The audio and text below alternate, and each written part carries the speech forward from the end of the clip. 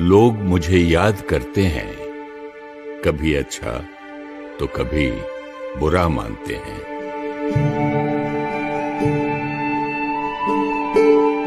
लेकिन वास्तव में मैं हूं केवल अनुभव।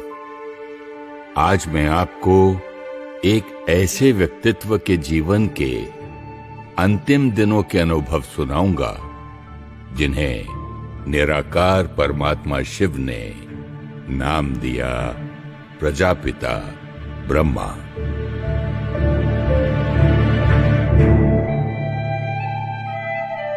बात दिसंबर 1968 की होगी।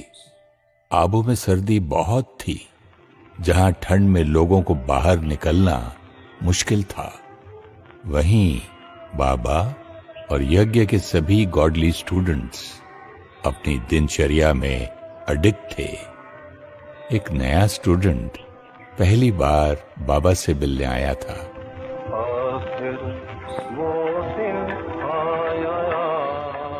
उसने अब तक केवल बाबा के बारे में सुना था, मधुबन के बारे में सुना था, निराकार परमात्मा शिव बाबा से योग पूरा था। उसे उत्सुकता थी कि देखूं तो जरा कौन सा वो भगीरथ है जिसे ज्ञान सागर परमात्मा ने चुना है। जब वो क्लास में आया तो बाबा ज्ञान मुरली चला रहे थे। पार्टी लेट आने के कारण वो स्टूडेंट पीछे जाकर बैठा। मन की बात उसने किसी से कही तो नहीं, लेकिन मुझसे छिपी भी नहीं, क्योंकि मैं ही तो वो सारे अनुभव हूं। बाबा, बाबा मैं आ गया। बाबा मुझे देखो एक बार। बाबा मुझे एक बार देखो। कितने जन्मों से आपको ढूंढ रहा था, अब मिला तो भी पीछे बैठा हूं, दिख भी नहीं रहा आपको। इतने में बाबा दूर बैठे उस बच्चे को देखते हैं और कहते हैं, बच्चे तो सदा बाबा के दिल में बैठे हैं। जो बच्चे बाबा को दिल में बिठाते हैं ना, वो बाबा के दिल में बैठे होते हैं। फिर चाहे यहाँ सामने हो या पीछे, दिल में तो सब आगे ही आगे है ना। इतना सुनना था कि उस बच्चे की आंखों से आंसू बहने लगे। वो खुद को रोक नहीं पाया और दौड़ के जाकर बाबा की गोदी में सर रखकर रोने लगा। बाबा ने बड़े प्यार से उसके सर पर हाथ फेरा और बच्चे बच्चे कहते हुए उसे खूब प्यार दिया और फिर उसे अपने सामने बिठा लिया। कमाल है शिव बाबा की।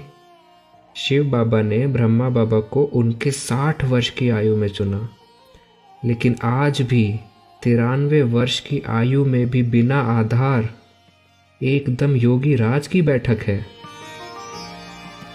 सिर्फ यही नहीं, आने वाले कुछ दिनों में उसने देखा कि बाबा यज्ञ प्रमुख होते हुए भी यज्ञ का हर एक छोटा बड़ा काम खुद करने से हिचकते नहीं थे।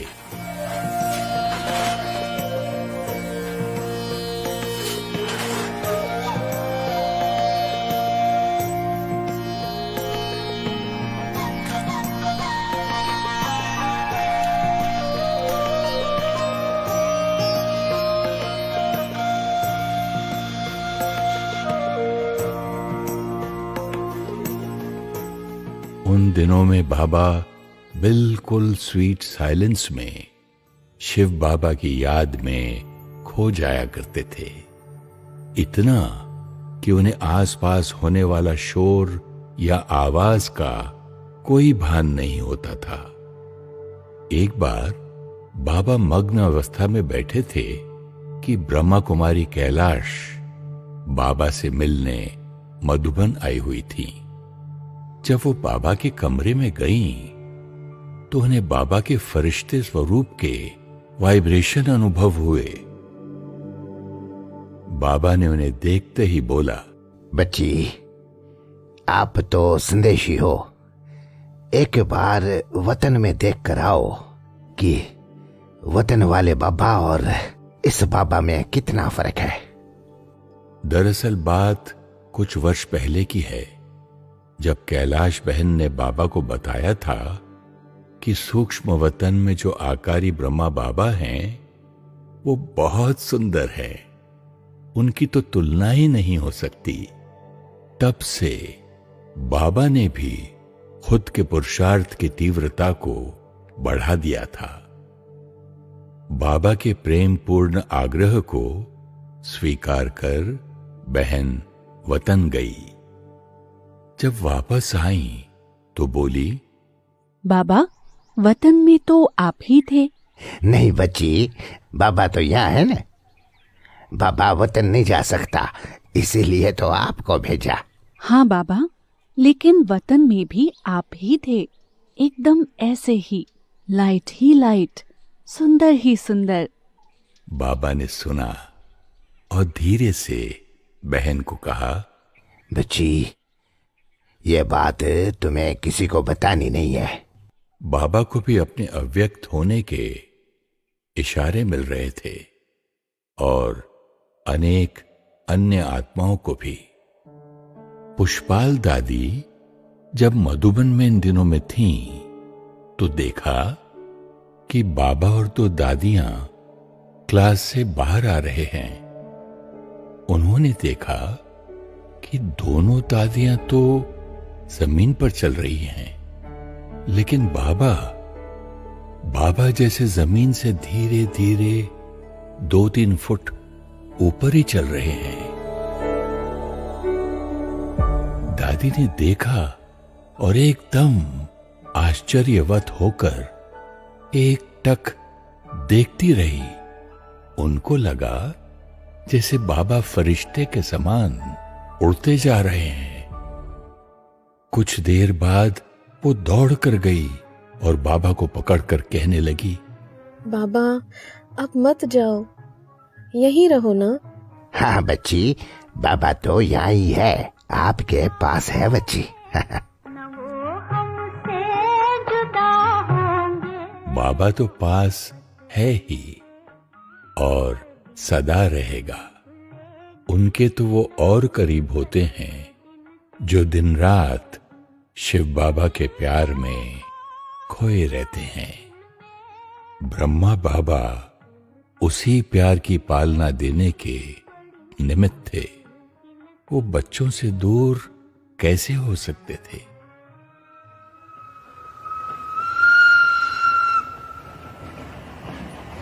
ये अनुभव लगभग बाबा के अव्यक्त होने से 1 हफ्ते पहले का है। दिल्ली से जगदीश भाई, जिन्हें प्यार और सम्मान से बाबा भी भाई साहब कहते थे, बाबा से मिलने आए थे। कोई बात उनके दिल में थी जो कोई नहीं जानता था, मैं जानता था। बाबा, कब पहुंचूंगा आपके पास? बस अब नहीं रहा जाता। न जाने क्यों मन बार बार कह रहा है कि बस अब और आपसे दूर नहीं रह सकता। बच्चे भले पधारे। बाबा भी बच्चे को देखना चाहता था। बोलो बच्चे, कैसे आना हुआ? बाबा, बस मुझे यहाँ कुछ दिन रहना है। मैं आपके पास ही रहना चाहता हूँ कुछ दिन। मुझे आपसे बिल्कुल अलग नहीं रहना है, बस बाबा, और कुछ नहीं। लेकिन बच्चे, वो किताब छपवानी है, बहुत जरूरी है। आप आज रहो, लेकिन कल ही जाकर उस किताब को छपवाओ। जी बाबा, सेवा तो जरूर होगी, लेकिन मन अजीब सा महसूस कर रहा है। बच्चे, बाबा चाहते हैं आप उस सेवा को करो। लेकिन बाबा, मन शिव बाबा में लगा रहे तो मन कभी परेशान नहीं होगा। यहाँ सब ठीक है और ड्रामा अनुसार ठीक ही होगा। आप सेवा पर जाओ। दोनों एक दूसरे के दिल को जानते थे, लेकिन दोनों ने वही किया, सेवा। ईश्वरीय कायदे और डायरेक्शन का सम्मान कितना कठिन होता है कर्तव्य और मर्यादा को निभाने के लिए अपनी भावनाओं को समेट लेना। जब भावनाएं इतनी शुद्ध और निस्वार्थ प्यार की हो तब तो और ही मुश्किल हो जाता है। लेकिन इस मुश्किल को भी बाबा ने सरल कर दिखाया। बच्चों को बाबा से बहुत बहुत प्यार था। बाल्यकाल से उनको ही अपने पिता के रूप में देखा था। और सच बताऊं तो बाबा को भी सभी बच्चों से बहुत प्यार था। बच्चे और बाबा एक दूसरे के बगैर जीवन की कल्पना भी नहीं कर सकते थे। दादी प्रकाशमणि बॉम्बे में सेवा अर्थ थी, लेकिन मास में एक बार मधुबन आ ही जाती थी। बात है 1969, 17 जनवरी शुक्रवार की। दादी एक छोटा सा ग्रुप लेकर मधुबन आई थी बाबा से मिलाने। ग्रुप 16 जनवरी को ही वापस चला गया। दादी को एक दिन और रुकना था, क्योंकि आबू में जो म्यूजियम है उसकी बिल्डिंग को खरीदने की कुछ बात चल रही थी। वैसे तो बाबा दादियों को कभी मधुबन में एक दिन भी एक्स्ट्रा रुकने नहीं देते थे। हमेशा कहते, बच्चे आप सेवा पर हो, छुट्टी पर नहीं। बादल बनकर आए हो, ईश्वरीय प्यार का जल भरो और जाकर तड़पती हुई आत्माओं पर बरसो। गो सून एंड कम सून। तो दिल होते हुए भी दादियां कभी मधुबन में बाबा के साथ एक्स्ट्रा नहीं रुक पाती थीं। इधर दीदी मनमोहिनी इलाहाबाद मेले की सेवा पर गई हुई थी, तो बाबा के संग रहने वाली ईशू दादी ने दादी प्रकाशमणि से कहा, दादी, दीदी इलाहाबाद में है और बाबा की तबीयत थोड़ी सी ऊपर नीचे है, तो आप रुक जाओ ना। ईशु दादी, रुकना तो मैं भी चाहती हूँ, पर बाबा तो सेवा पर एब्सेंट नहीं होने देंगे ना। हाँ, सच ही था। बाबा कभी बच्चों को सेवा में किसी भी तरह की कमी नहीं रखने देते थे, क्योंकि बाबा खुद अपने अनुभव से जानते थे कि सेवा से सुख और संतुष्टता बहुत सहज प्राप्त होती है, क्योंकि सेवा के दौरान शिव बाबा की याद बुद्धि में नेचुरल रहती है।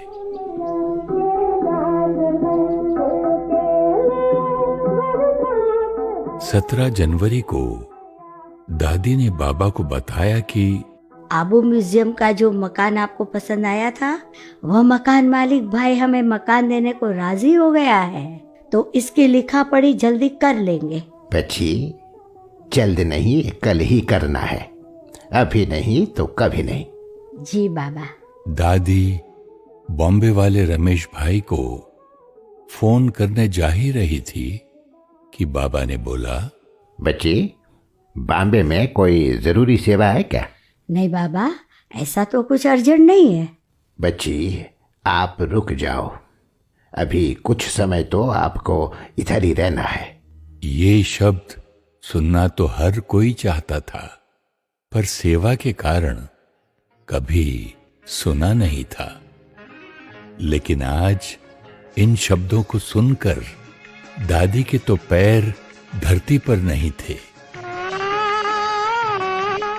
दादी जल्दी गई और बॉम्बे वाले रमेश भाई को फोन पर कल के कल ही मकान को फाइनल करने का बाबा का संदेश दे दिया। अगला दिन 18 जनवरी शनिवार।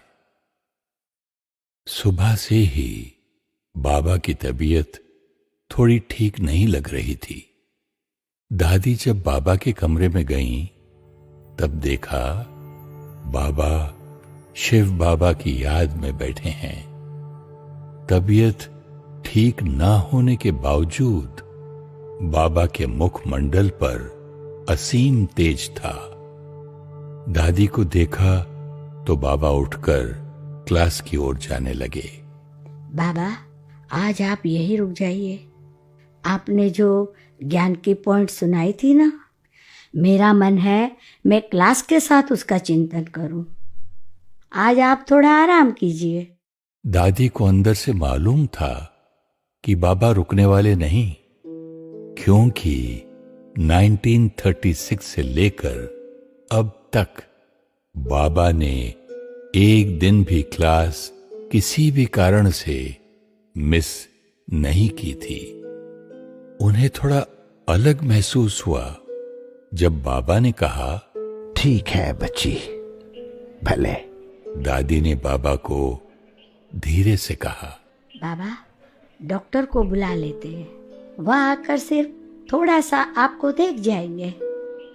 नहीं बच्ची, डॉक्टर की जरूरत नहीं है। बाबा सुप्रीम सर्जन से बात कर रहा है, लौकिक डॉक्टर की जरूरत नहीं। आप जाओ, क्लास में देर नहीं होनी चाहिए। बाबा की आज्ञा मानकर दादी क्लास में चली गई। क्लास खत्म होने के बाद आकर देखा तो बाबा के बगल में सभी सेवा केंद्रों के बच्चों की चिट्ठियों का अंबार लगा हुआ था। दादी ने बाबा से कहा, बाबा, आज रहने दीजिए ना, कल लिख दीजिएगा जवाब। आप थोड़ा आराम कर लीजिए। बाबा लिखते ही जा रहे थे और सिर्फ सर हिलाया। दादी ने देखा बाबा एकदम सीरियस होकर पत्र लिख रहे थे। फिर से दादी ने प्यार से बोला, बाबा, आप आराम कर लीजिए। नहीं बच्ची, ये बहुत आवश्यक है। आज बाबा को सारी चिट्ठियों का जवाब देना ही है। बच्ची, बाबा ठीक है, आप नाश्ता कराओ, फिर बाबा और आप सैर पर जाएंगे। जी बाबा कहकर दादी चली गई और बाबा चिट्ठियों को गौर से पढ़ने लगे। देखा है तुमको बाबा, रूहों को प्यार करते। किसी सेवा केंद्र की एक चिट्ठी में बहुत सारे बच्चों ने बाबा को याद प्यार दिया था। उस चिट्ठी के अंत में हर एक का नाम साइन किया हुआ था। बाबा ने उत्तर में एक एक बच्चे का नाम लिखा और फिर याद प्यार और नमस्ते लिखा।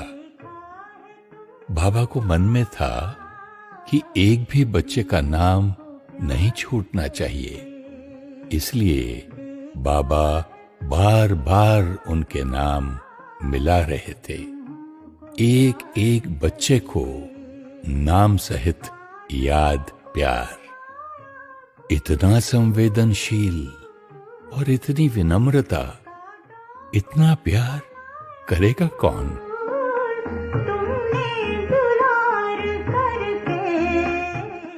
थोड़ी देर बाद दादी आई तो बाबा ने दादी का हाथ पकड़ा और पांडव भवन के कोने कोने में ले जाकर दिखा रहे थे। वैसे तो दादी को चप्पा चप्पा मालूम था, लेकिन फिर भी बाबा सैर करा रहे थे और वो भी छोटी बच्ची की तरह इस अनुभव को सहज रही थी। ज्ञान का पंख लगाकर उड़ना सिखाते देखा। बच्ची, बाबा यहाँ बच्चों के लिए कमरा बनाने चाहते हैं। यहाँ अच्छी सी नहानी होनी चाहिए। यहाँ छत डलवानी होगी, बारिश में बच्चों को भंडारे तक जाते हुए थोड़ा भीगना पड़ता है, तो छत डाल देंगे बच्ची। हाँ, या बाबा बच्चों के लिए बड़ा हाल बनाएंगे, जहाँ बैठकर सब बच्चे ज्ञान के सागर शिव बाबा की मुरली सुनेंगे। हाँ, देखो बच्चे, यहाँ दाल रखते हैं, यहाँ चावल रखते हैं। तबीयत के कारण बाबा भंडारे में करीब 3 दिन से नहीं गए थे, नहीं तो रोज बाबा भंडारे का चक्कर जरूर लगाते थे और हाथ भी बटाते थे। बाबा दादी को भंडारे का सब कुछ दिखा रहे थे। भोली दादी को पता चला बाबा भंडारे में आए तो वो तुरंत दौड़ कर आई और भावुक होकर बोली, बाबा, आप भंडारे में 3 दिन बाद आए हैं, मैं आपसे मिल भी नहीं पाई बाबा। तभी बाबा ने भोली दादी का हाथ पकड़ा और लंबी दृष्टि दी और कहा, बच्ची, आज जितना मिलना है बाबा से मिल लो, अपनी पूरी दिल से बाबा से मिल लो बच्ची। बाबा भी है, इधर ही बाबा से मिल लो। भोली बच्ची, वाह बच्ची।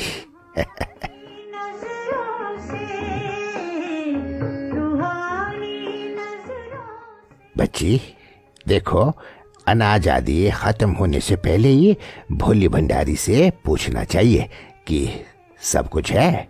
रूहानी नजरों से देखा निहाल करते। ऐसे बाबा दादी को हर बारीक से बारीक चीज दिखा रहे थे। क्यों? ये राज तो सिर्फ बाबा जाने और शिव बाबा जाने। को प्यार करते।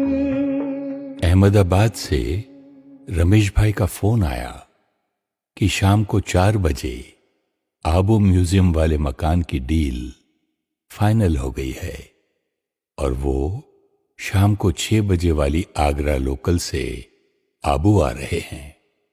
ये आबू म्यूजियम का मकान बाबा की प्रेरणा से लिया हुआ यज्ञ का पहला मकान था। दादी ने बाबा को खबर दी तो बाबा मुस्कुराए और बोले, अच्छा है बच्ची, आज रात्रि क्लास जल्दी करनी है, डिनर जल्दी करना चाहिए सबको, बाबा को बच्चों से मिलना है।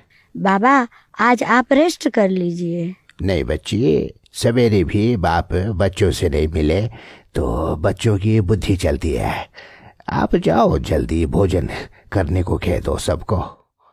शाम को बाबा क्लास में काफी देर तक केवल दृष्टि देते रहे, मानो एक एक में बल भर रहे हैं, एक एक को आधार स्तंभ की मजबूती दे रहे हैं।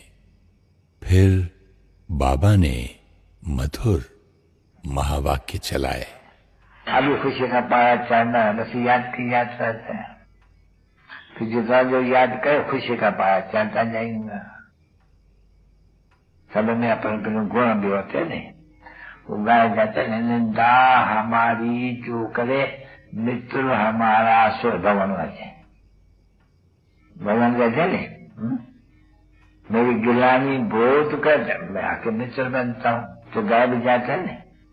मीठे मीठे से कर लेते रूहानी बच्चों पे थे, रूहानी बाप और दादा का दिल जान से करते, इनसे याद तारा गुड नाइट। मीठे मीठे रूहानी बच्चों पे तो रूहानी बाप की नमस्ते।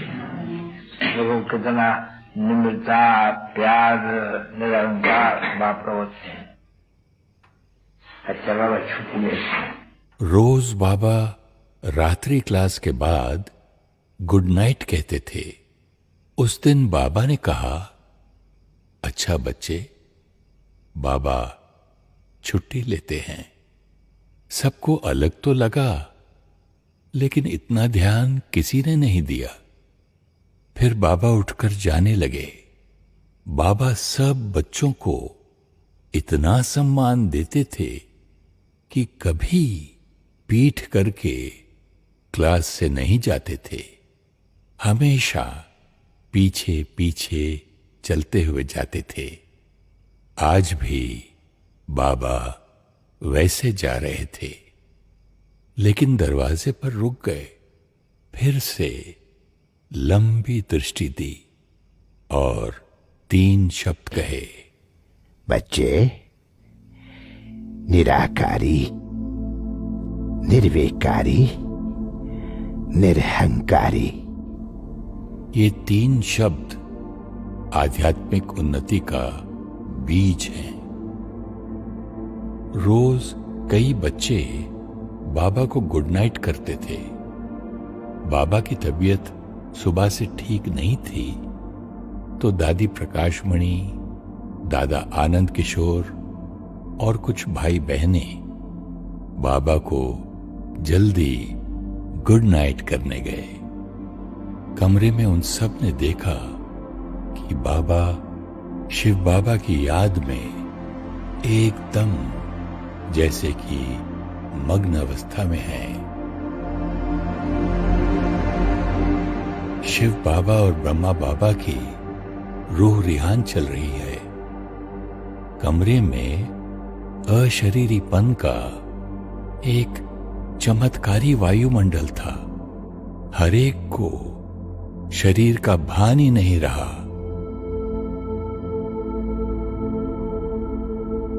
कुछ समय बाद बाबा ने इशारे से दादी को अपने सामने बुलाकर बिठाया।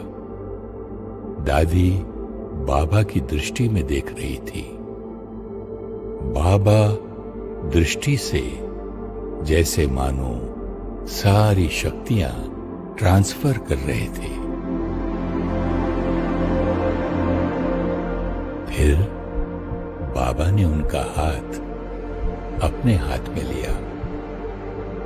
दादी को अपने अंदर करंट की अनुभूति होने लगी। दादी ने बोला, बाबा, बाबा, बाबा।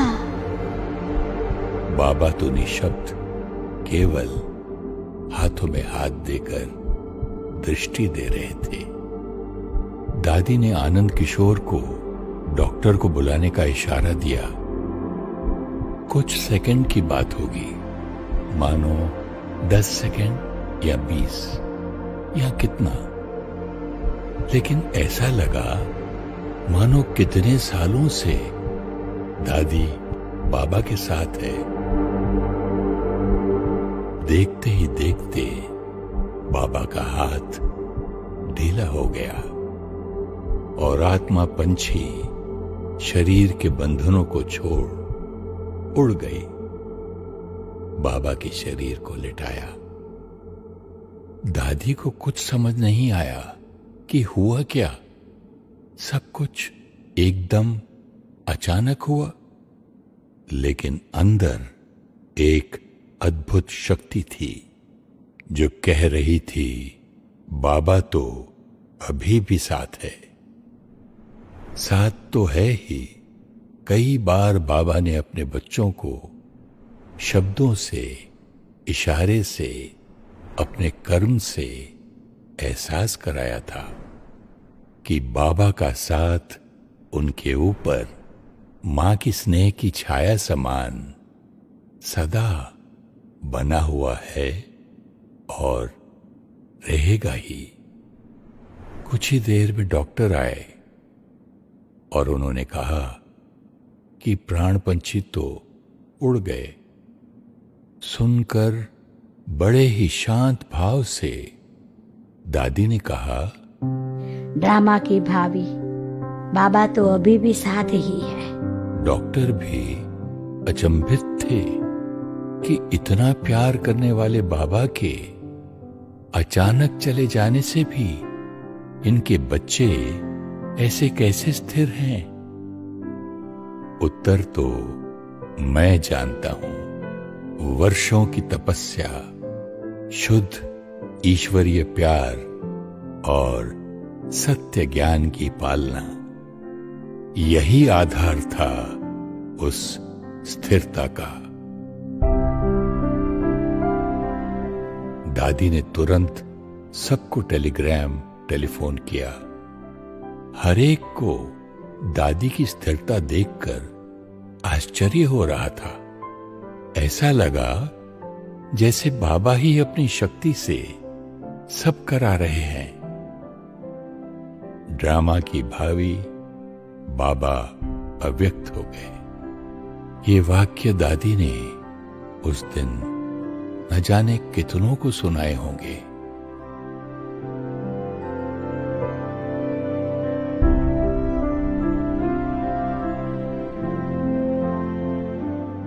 अपने प्राण प्यारे बाबा के अव्यक्त होने का समाचार न सुनने वाले के लिए न ही सुनाने वाले के लिए आसान होगा, लेकिन मैंने देखा कि फरिश्ता स्वरूप ब्रह्मा बाबा जैसे हर आत्मा को अब भी प्यार और शक्ति भर रहे थे।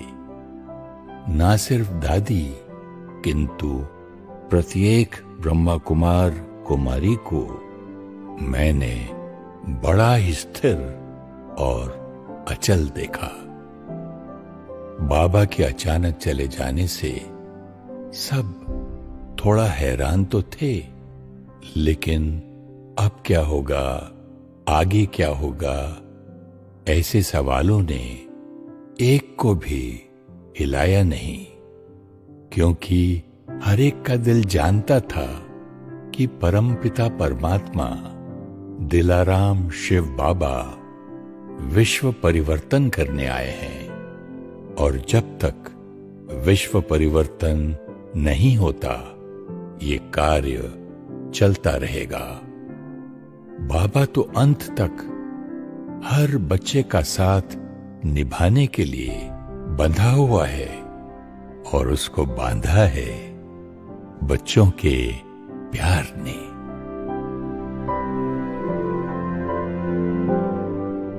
आज भी वो दिन मुझे नहीं भूलता।